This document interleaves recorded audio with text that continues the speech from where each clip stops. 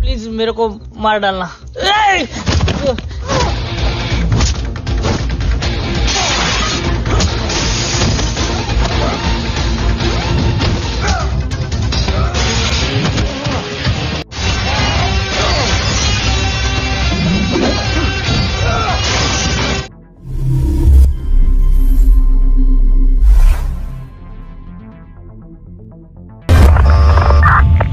शहर बढ़िया लग रहा है Mumbai ya.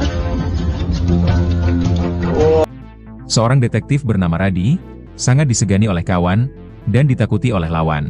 Dalam menangkap para penjahat, Radi dikenal sangat brutal dan tidak kenal kata ampun.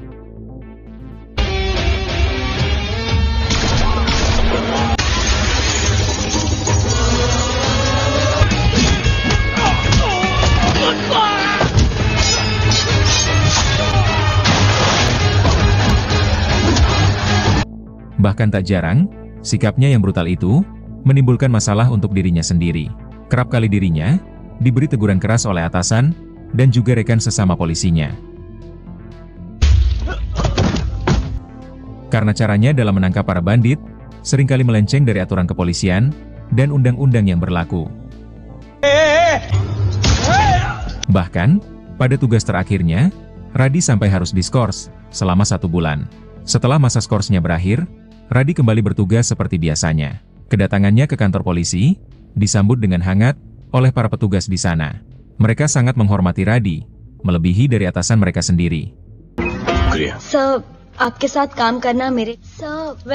Sehingga, kepopuleran Radi tersebut membuat atasannya yang bernama Abian merasa sangat iri kepadanya. Abian kembali menegaskan agar Radi mengikuti aturan kepolisian dalam menjalankan tugas, terutama dalam menangkap para penjahat. Apabila sekali lagi, Radi berani melanggar aturan yang berlaku, maka dengan terpaksa, Radi akan langsung diberhentikan, secara tidak hormat. Di hari pertama bekerja, setelah 1 bulan diskors, Radi harus kembali ditimpa kesialan. Yang dimana, mobil yang ia kendarai, malah tiba-tiba mogok di tepi jalan. Akan tetapi, kesialan tersebut berubah menjadi berkah. Ketika Radi melihat seorang gadis cantik yang sedang melintas. Kecantikan gadis ini, yang diketahui bernama Nisa, seketika membuat Radi jatuh cinta pada pandangan pertama. Untuk bisa mendekati Nisa, Radi malah berpura-pura kalau kakinya sedang sakit. Nisa yang tidak tega melihatnya, lantas memberi tumpangan kepada Radi. Di dalam mobil, Nisa dihubungi oleh kakaknya, yang ternyata adalah Abian, yaitu atasan Radi. Abian mendesak sang adik agar berhenti bekerja sebagai model. Karena kehidupan seorang model identik dengan dunia malam, pergaulan bebas, minuman keras dan sebagainya.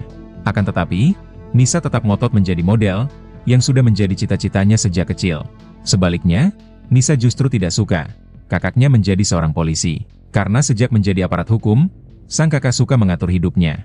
Untuk menarik perhatian Nisa, Radi mengatakan, dirinya juga bercita-cita, ingin menjadi seorang supermodel, suatu hari nanti. I will do, madam. I will do. Sir, udhar, corner mein. Sir, Pada adegan lain, seorang bos gangster bernama Samir sedang menemui seorang pria yang diketahui bernama Arman. Sepertinya mereka berdua sudah saling mengenal satu sama lain. Saat sedang mengarah ke kantor polisi, Radi dihampiri oleh seorang bocil yang diketahui bernama Azan. Azan memohon kepada Radi agar meringkus kelompok gangster yang menjalankan bisnis barang haram. Karena mereka semua sudah semakin merajalela mengedarkan barang haram di lingkungan sekolah Azan. Akibat dari perbuatan mereka, banyak teman-teman Azan yang menjadi kecanduan barang haram. Bukan hanya itu saja, mereka juga mempekerjakan para pelajar untuk mengedarkan produk barang haram mereka. Setelah mendengar penjelasan dari Azan, Radi pun berjanji akan memberantas seluruh kelompok gangster menjalankan bisnis barang haram di kota ini. Setelah itu, Radi kembali ke kantor dan bertanya kepada bawahannya terkait siapa saja kelompok gangster yang berkuasa di kota ini. Radi ingin mencari tahu siapa di antara mereka yang berani mengedarkan barang haram di dalam lingkungan sekolah. Si bawahan mengatakan, bagian wilayah utara dikuasai oleh kelompok gangster yang dipimpin oleh Takur. Sedangkan di bagian wilayah selatan, dikuasai oleh kelompok gangster yang dipimpin oleh Sarma. Kedua kelompok gangster tersebut saling bermusuhan satu sama lain dalam perebutan wilayah kekuasaan. Setelah mengantongi informasi tersebut, Radi pun langsung beraksi. Dimulai dari bagian wilayah utara yang dikuasai oleh geng Thakur. Pada akhirnya, Radi berhasil mencegah Thakur. Thakur yang ketakutan berkata kalau kelompok gangsternya tidak pernah menjalankan bisnis barang haram. Di saat yang sama, Radi melihat seseorang yang sedang lari ketakutan. Tanpa pikir panjang, Radi pun langsung mengejarnya.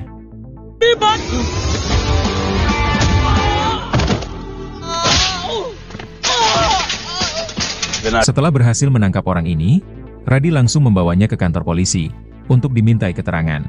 Orang ini mengatakan, seseorang bernama Arman yang telah mengedarkan barang haram di dalam dan di lingkungan sekolah. Bahkan, tidak hanya menjual, Arman juga mempekerjakan para pelajar untuk mengedarkan produk barang haramnya tersebut. Tapi sayangnya, orang ini sama sekali tidak tahu di mana keberadaan Arman sekarang. Arman sendiri adalah adik kandung Sarma, bos kelompok gangster yang menguasai wilayah selatan. Mendengar itu, Radi pun berencana akan mendatangi markas Sarma untuk mencari tahu keberadaan Arman. Tak lama kemudian, Radi dihubungi oleh Nisa. Nisa memberitahu kalau agensi tempat dirinya bekerja membutuhkan seorang model pria bertubuh kekar. Karena waktu itu, Radi mengatakan kepada Nisa, dirinya bercita-cita ingin menjadi model. Jadi ini adalah kesempatan emas bagi Radi untuk mewujudkan mimpinya tersebut. Demi mendapatkan hati Nisa, Radi terpaksa menerima tawaran tersebut. Meskipun sebenarnya, Radi sama sekali tidak tertarik untuk menjadi seorang model. Pada sesi pemotretan, Radi yang seorang polisi brutal, terlihat sangat kaku dan malu saat berpose di depan kamera. Tapi setelah disemangati oleh Nisa, si wanita sang pujaan hati, inilah yang Radi perbuat.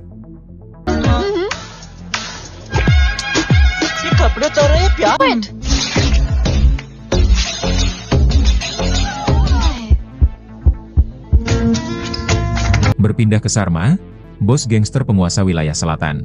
Anak buahnya melapor terkait seorang polisi bernama Radi yang ingin bertemu dengan dirinya. Tanpa rasa takut sedikit pun, Sarma mempersilahkan Radi datang. Radi menyambangi sarang bandit tersebut, seorang diri tanpa senjata. Dengan santainya, Radi bertanya kepada Sarma, di mana keberadaan Arman sekarang. Radi ingin menjebloskan Arman ke penjara, karena Arman telah berani mengedarkan barang haram di kota ini.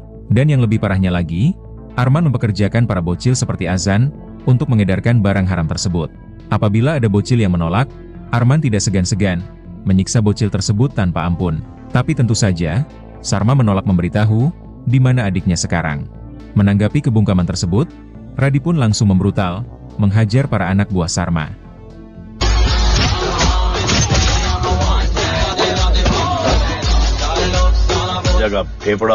Setelah melihat kebrutalan Radi, barulah Sarma ketakutan. Sarma berjanji, ketika adiknya itu datang, Sarma sendiri yang akan mengantarnya kepada Radi. Setelah itu, Radi mempertemukan Thakur dan Sarma. Radi meminta kedua bos gangster, penguasa wilayah utara dan selatan ini, agar berdamai saja, dan saling melindungi satu sama lain. Karena Radi tidak ingin mendengar, ada lagi perang antar dua kelompok gangster, yang saling berbaku hantam satu sama lain. Apalagi sampai mengedarkan barang haram, serta menindas warga setempat. Radi juga meminta bantuan Thakur dan Sarma, untuk menemukan dalang utama, yang menjalankan bisnis barang haram di kota ini. Karena Radi sangat yakin, adik Sarma yaitu Arman, pasti tidak bekerja sendiri. Arman pasti diperintah, oleh seorang bos gangster, yang identitasnya, masih belum diketahui. Thank you, sir. Saat hendak balik ke markas, Sarma dihubungi oleh adiknya, yaitu Arman. Arman mengaku kalau dirinya sedang disandra oleh seorang bos gangster yang diketahui bernama Samir. Samir lantas memaksa Sarma mendatanginya di sebuah tempat apabila Sarma ingin nyawa adiknya selamat. Ternyata ini semua hanyalah jebakan dari Samir dan Arman untuk menyingkirkan Sarma. Ternyata Samirlah si bos gangster yang menjalankan bisnis barang haram dengan memperkerjakan para bocil. Singkat cerita, Sarma pun ke markas dan bertemu langsung dengan Samir. Tanpa terlalu banyak bacot, Sarma langsung memaksa Samir untuk melepaskan adiknya. Tanpa Sarma sadari, adiknya tidak pernah diculik, dan malahan ikut terlibat, menjebak Sarma datang ke markas ini. Tanpa terlalu banyak bacot pula, Samir langsung menghabisi Sarma. Dengan tewasnya Sarma, maka bagian wilayah selatan resmi menjadi wilayah kekuasaan Samir. Tanpa disangka, Arman tega menghabisi kakak kandungnya sendiri hanya demi wilayah kekuasaan.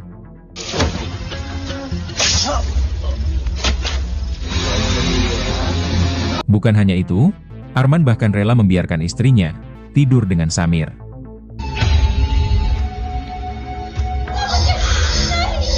Berpindah ke Radi, yang mendapatkan ucapan selamat dari rekan-rekannya. Karena keberhasilan Radi mendamaikan dua kelompok gangster yang saling bertikai satu sama lain. Di waktu yang sama, Radi ditelepon oleh Nisa. Nisa mengundang Radi untuk datang ke pesta ulang tahunnya malam ini. Agar diberi izin cuti, Radi sengaja berbohong kepada atasannya, berkata kalau ibunya sedang jatuh sakit. Mendengar itu, Abian pun merasa bersimpati. Tidak hanya mengizinkan Radi cuti, Abian bahkan meminjamkan mobilnya, dan menyuruh Radi pulang sekarang juga. It's the right thing. Singkat cerita, di malam harinya, Radi datang menemui Nisa dengan membawa bunga. Kemudian, Nisa mengenalkan Radi kepada kakaknya, yang membuat Radi sangat terkejut. Karena kakak Nisa adalah atasannya sendiri, yaitu Abian. मैं नया है, struggling model. मदद कर रही हूँ मैं इसकी. Mother nahi, mother. Mengetahui kalau Radi selama ini mendekati adiknya, Abian lantas mengancam akan menghabisi Radi apabila berani menyakiti adiknya. Radi yang sangat menyayangi Nisa tidak menghiraukan ancaman dari Abian.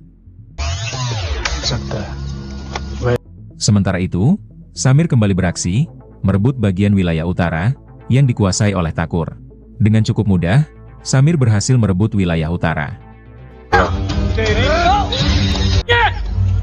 ये सारी बातें अंदर चल। Takur sendiri tidak bisa berbuat apa-apa, karena geng Samir yang lebih dulu membantai sebagian besar anak buahnya.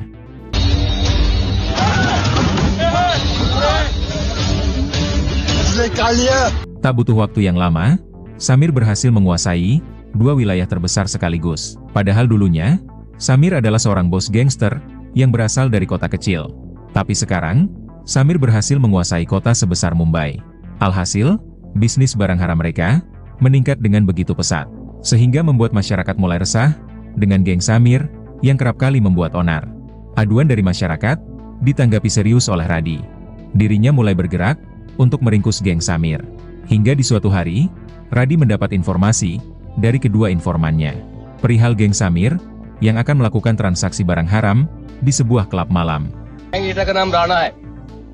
Singkat waktu, Radi tiba di klub malam tersebut.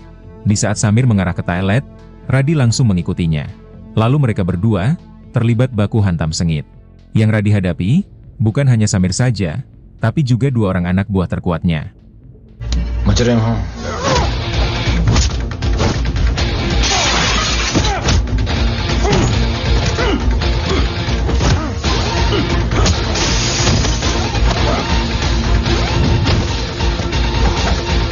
Samir yang ternyata adalah seorang mantan militer, tentu bukanlah lawan yang mudah untuk Radi.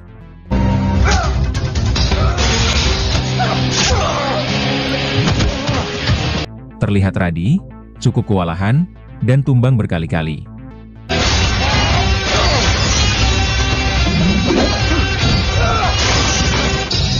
Di saat para polisi lain datang, Samir langsung kabur.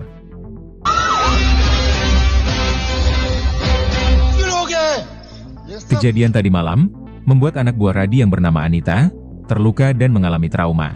Sehingga Anita pun mengambil keputusan untuk mengundurkan diri dari kepolisian. Akan tetapi, Radi berhasil menenangkan Anita, sehingga Anita batal untuk mengundurkan diri.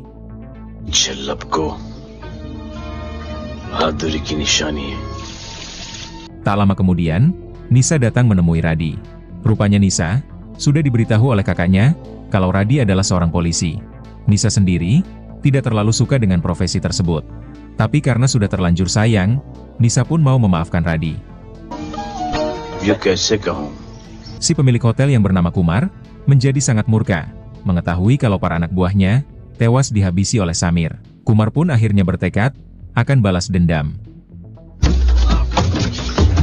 Kumar lantas menculik Arman untuk mencari tahu lokasi persembunyian Samir. Ketika Kumar ingin membawa Arman, Radi pun datang, dan inilah yang ia perbuat. Please मेरे को मार डालना। Dengan cukup mudah, Radi dapat menumbangkan mereka. Setelah itu, Radi membawa Arman ke sebuah tempat untuk diinterogasi. Karena Arman masih bungkam, Radi terpaksa memakai cara kekerasan. Karena sudah tidak tahan lagi, akhirnya Arman pun buka mulut.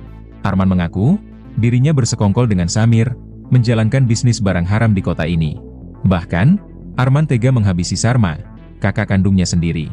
Arman lantas memberitahu alamat markas persembunyian Samir.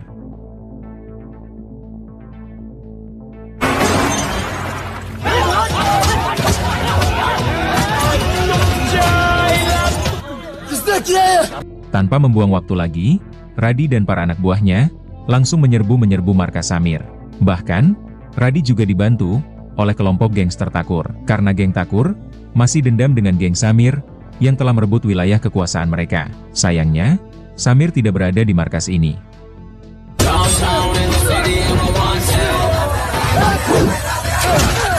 Kemudian, Radi menangkap orang kepercayaan Samir yang diketahui bernama Kahar. Di tempat lain, seorang pria bernama Hasan sangat terobsesi ingin mendapatkan Nisa.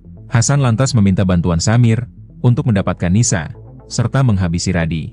Ia bersedia membayar berapapun jika Radi berhasil dihabisi. Di waktu yang sama, Samir mendapat laporan perihal markas mereka yang diserbu oleh Radi dengan dibantu oleh geng Takur. Akibatnya, sebagian besar anak buah Samir tewas dibantai. Tangan kanan Samir, yaitu Kahar, juga telah berhasil diringkus oleh Radi. Mendengar hal itu, tentu Samir sangat murka. Hari itu juga, Samir mendatangi Takur untuk menghabisinya. Padahal saat itu, Takur sedang merayakan ulang tahun ibunya. Alhasil, pesta yang tadinya sangat meriah, dipenuhi canda dan tawa, seketika berganti menjadi tangisan.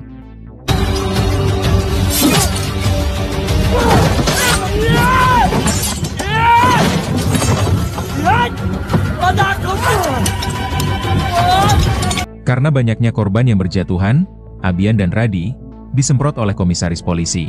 Dirinya sangat marah, karena Radi dan Abian tidak becus dalam menangani kasus ini.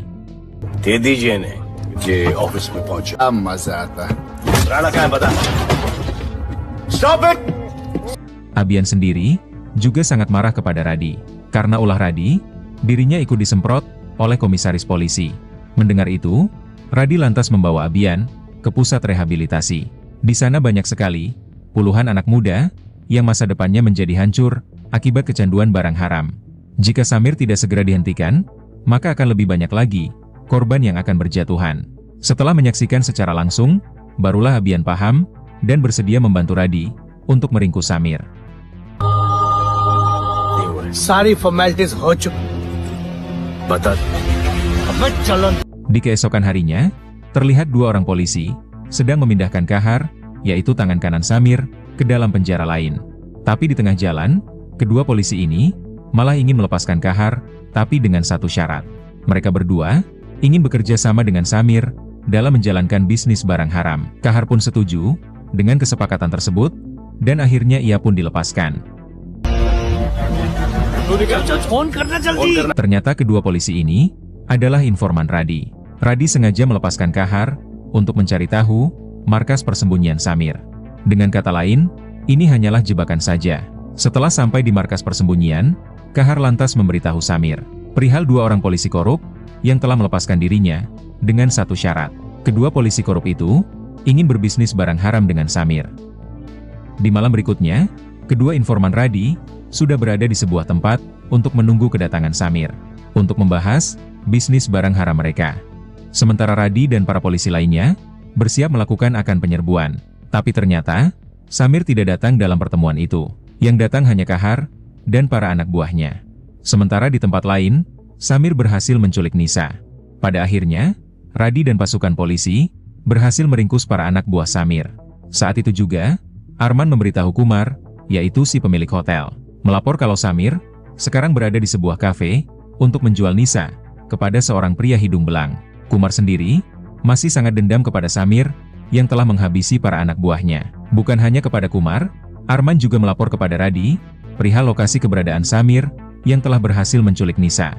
Saat ini, Samir sedang melakukan pertemuan dengan Hasan, pria yang ingin mendapatkan Nisa. Samir bersedia menyerahkan Nisa, tetapi dengan imbalan, uang $1 juta dan juga paspor palsu. Tapi di tengah transaksi, geng Kumar pun muncul, hingga baku tembak sengit, tak dapat lagi dihindari. Di waktu yang sama, Radi juga muncul.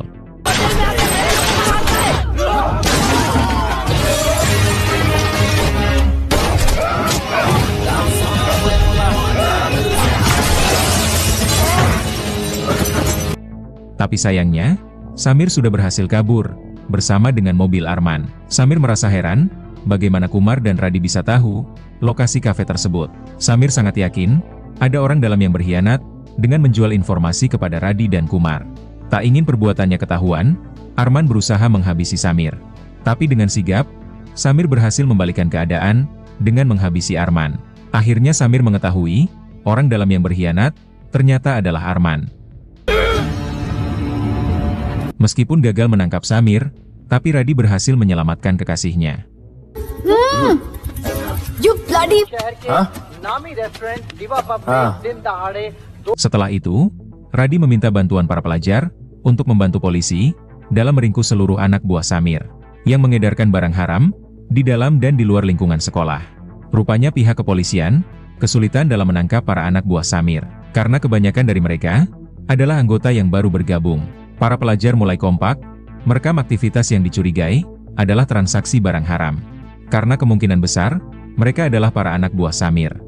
Kemudian, mereka mengirimkannya kepada polisi. Berkat bantuan para pelajar, sebagian besar anak buah Samir yang menjalankan bisnis barang haram berhasil diringkus oleh polisi.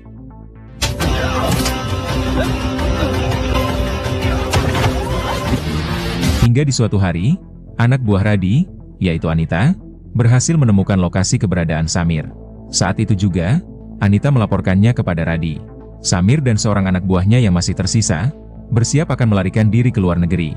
Anita yang melakukan pengintaian, malah dipergoki oleh Samir. Samir pun berancang-ancang, ingin menabrak Anita.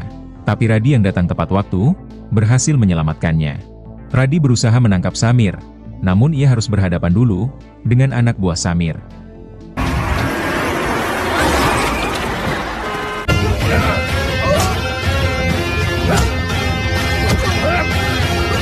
Anak buah Samir berhasil ditangkap, tapi sialnya, Samir berhasil melarikan diri. Samir yang dalam kondisi terluka, bersembunyi di rumah makan kakek Azan. Di sana, Samir menghubungi rekannya untuk minta dijemput menggunakan helikopter. Tapi secara diam-diam, Azan malah mengambil tas milik Samir yang berisi penuh uang.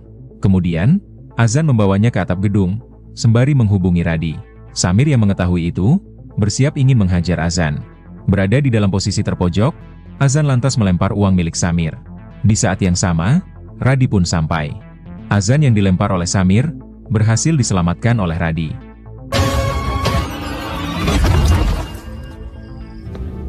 Tapi lagi-lagi, Samir berhasil melarikan diri. Di keesokan harinya, semua anak buah Samir yang tertangkap, sengaja dilepaskan kembali oleh Radi. Yaitu dengan sengaja, membuat bis yang membawa mereka semua, mengalami kecelakaan di jalan raya. Sehingga dengan begitu, Radi tidak akan dikenakan sanksi. Karena aksi Radi tersebut, hanya berusaha menangkap para tahanan yang sedang melarikan diri.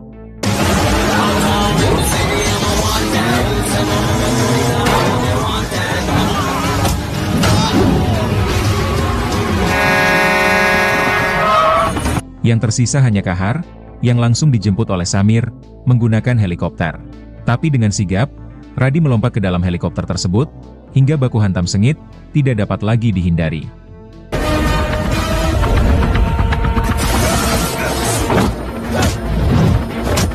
Alhasil, helikopter tersebut langsung oleng dan terbakar setelah menabrak mercusuar. Kahar berhasil dijatuhkan oleh Radi dari ketinggian hingga akhirnya tewas di tempat. Tapi di suatu kesempatan, Samir berhasil memukul Radi hingga tak sadarkan diri. Ketika posisi helikopter hampir jatuh ke tanah, Samir pun segera melompat. Radi yang masih tak sadarkan diri, terpental keluar dari helikopter. Kemudian, Samir bersiap ingin menghabisi Radi. Akan tetapi, Samirlah yang pada akhirnya tumbang, ditembak oleh Abian, yang datang tepat waktu.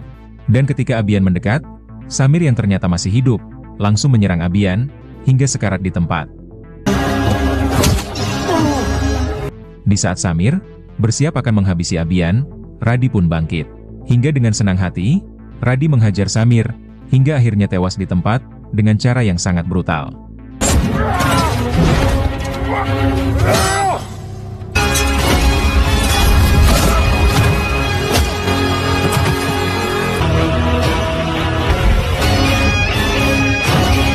Kemudian, film pun selesai.